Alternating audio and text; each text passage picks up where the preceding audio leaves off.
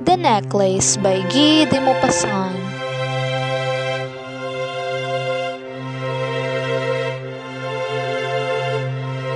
A reimagines from Madame Forestier's point of view. One pleasant evening, Mathilde entered my home.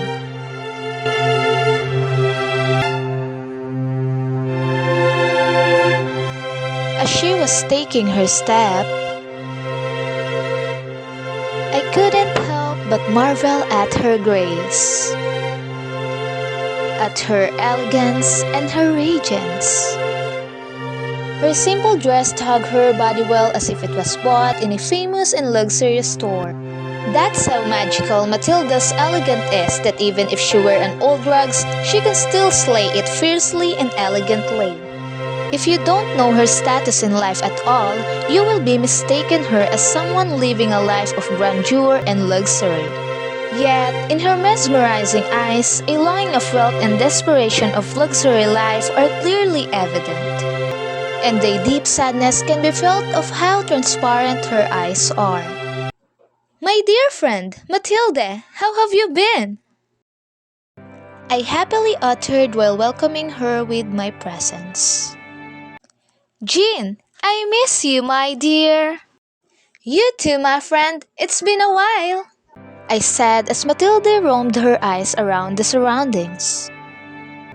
I stared at her and realized how long I had admired Mathilde even before we became friends.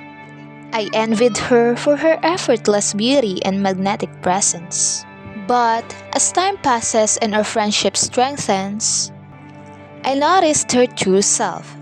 Beneath her elegance is her heart screaming for discontentment.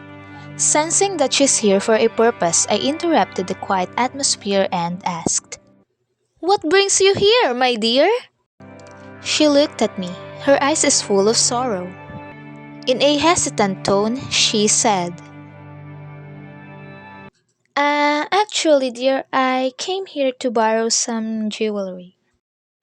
I feel a pang of sympathy and immediately answered, "Sure, Lyselle. For what event?"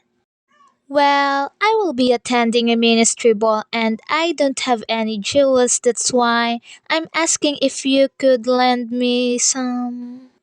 "Of course, no problem. Come on, come with me in my room."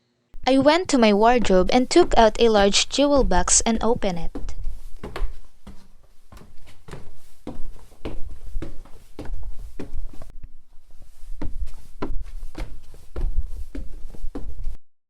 "Choose, my dear."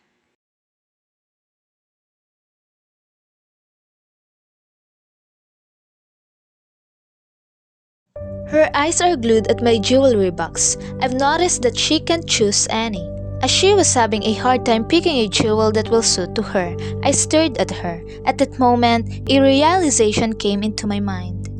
While I was abundant with richness, this young lady beside me possessed far more precious better than a wealth. Finally, Mathilde chose the diamond necklace that who would thought will change her fate.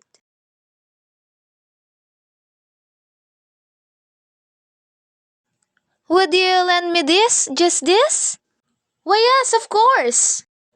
I reminded her to handle it with care. Little did we know, it will cost her a triumph that will behalf her, a tragedy that will make her suffer more in poverty and debt. As Mathilde departed with the diamond necklace, feeling over the moon.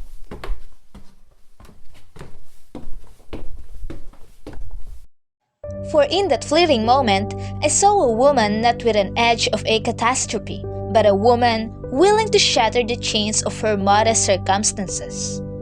Mathilde became the center of attention and enjoys a brief taste of the luxurious life as she desires for a little bit of time. When Mathilde vanished into my room, a sudden thought echoed in my mind.